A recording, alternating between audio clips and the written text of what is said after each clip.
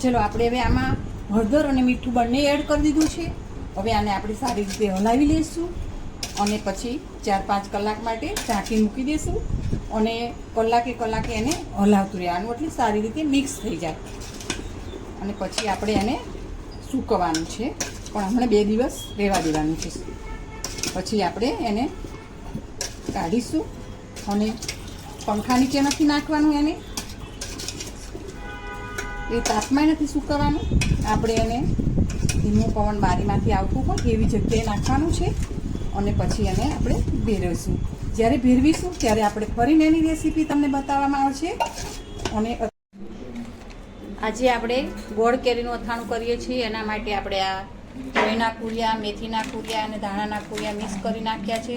અંદર લાલ કલર માટે કાશ્મીરી મરચું નાખ્યું છે. હવે આપણે હિંગનો વઘાર કરીએ છીએ. હવે આપણે આ હિંગ નાખી છે ઉપર અને આ એનો વઘાર કર્યો છે.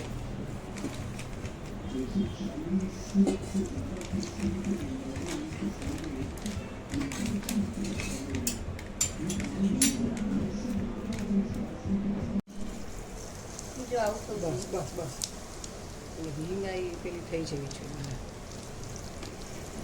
જો આપણે આ 5 કિલો કેરીનું અથાણું બનાવ્યું છે, જેમાં આપણે 5 કિલો ગોળ, 5 કિલો કેરી, પછી 500 ગ્રામ ખારેક, 200 ગ્રામ લાલ મરચાં, લવિંગ બધું જ ઉમેર્યું છે અને સરસ મજાનું આપણું અથાણું આ હવે તૈયાર થઈ જશે.